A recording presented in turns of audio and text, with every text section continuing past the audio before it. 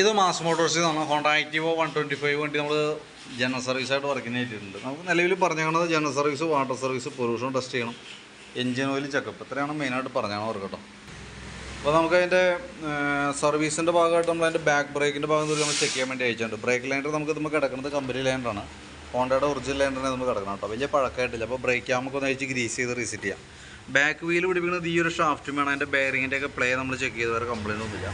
അതേപോലെ ബാക്കിലത്തെ ടയറായാലും അത്യാവശ്യം ഉപയോഗിക്കാണ്ട്, ഹബ്ബിൽ വേറെ പറയത്തെ കംപ്ലയിൻ്റ് ഒന്നും കേട്ടോ. പിന്നെ അത് കൂടാതെ നമ്മൾ അതിൻ്റെ ഗിയർ ബോക്സിനകത്ത് തന്നെ ഓയിൽ ചെക്ക് ചെയ്തിരുന്നു, നല്ല ഓയിലാണ്.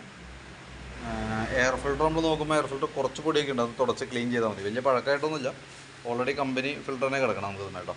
പിന്നെ ക്ലച്ചിൻ്റെ ഭാഗം നമ്മൾ അയച്ച് ചെക്ക് ചെയ്യാൻ വേണ്ടി അയച്ചിട്ടുണ്ട്. ക്ലച്ചൊക്കെ നല്ല ഫ്രഷ് ആയിട്ട് തന്നെ ഇരിക്കണം, നമ്മൾ കറക്റ്റായിട്ട് സർവീസ് ചെയ്ത് പോകണ വണ്ടിയാണ്. അപ്പോൾ അത് വേറെ പറയത്തക്ക അഴുക്ക് കാര്യങ്ങളൊന്നുമില്ല. ആ ബെൽറ്റൊക്കെ വർക്ക് ചെയ്താൽ ചെറിയൊരു പൊടിയൊക്കെ ഉണ്ടാകും, അത് നേരെ അടിച്ച് ക്ലീൻ ആക്കി ഇടാം. ബെൽറ്റിൻ്റെ കണ്ടീഷൻ നോക്കി, ബെൽറ്റ് നമുക്ക് ഇതുമ്പോൾ കിടക്കുന്നത് കമ്പനി ബെൽറ്റാണ്, ഹോണ്ടയുടെ ഒറിജിനൽ ബെൽറ്റിനെ നമ്മൾ യൂസ് ചെയ്താണ്.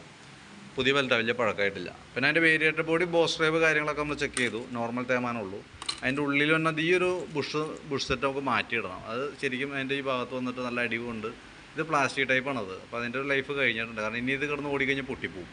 പൊട്ടിക്കഴിഞ്ഞാൽ ഈ വീല് ഡാമേജിലേക്ക് പോകും. അപ്പോൾ അത് കൈയോടെ മാറ്റിക്കളയാം കേട്ടോ. അപ്പോൾ ആ പ്ലാസ്റ്റിക്കിൻ്റെയാണ്. പിന്നെ അതേപോലെ ക്ലച്ച് യൂണിറ്റൊക്കെ ഒന്ന് അഴിച്ച് ഗ്രീസ് ചെയ്ത് ഇടുന്നുണ്ട്, കിക്കർ വീലൊക്കെ ഒന്ന് അഴിച്ച് ഗ്രീസ് ചെയ്യുന്നുണ്ട്. നിലവിൽ വേറെ പ്രശ്നമൊന്നുമില്ല ക്ലച്ചിനകത്ത്. ക്ലച്ച് ഗ്രീസ് ചെയ്ത് റീസെറ്റ് ചെയ്യാം. എഞ്ചിൻ ഹെഡിൻ്റെ ഭാഗത്തായാലും വേറെ ലീക്കേജ് ഒന്നുമില്ല. ചോക്കിൻ്റെ കേബിൾ, ആക്സിലേറ്റർ കേബിളൊക്കെ ചെക്ക് ചെയ്ത് വേറെ പ്രോബ്ലം ഒന്നുമില്ല കേട്ടോ. പിന്നെ ഫ്രണ്ട് ബ്രേക്കിൻ്റെ ഭാഗം കൂടി നമ്മൾ അഴിക്കാം. ഒരു ബാക്ക് വീൽ അഴിച്ചാണ്, അതിനുശേഷം ഫ്രണ്ട് കൂടി അഴിച്ചിട്ട് ബ്രേക്കൊക്കെ ഒന്ന് ക്ലീൻ ചെയ്ത് റീസെറ്റ് ആക്കും.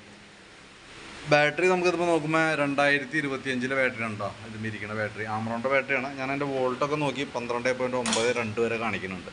നിലവിൽ വേറെ പ്രോബ്ലം ഒന്നുമില്ല.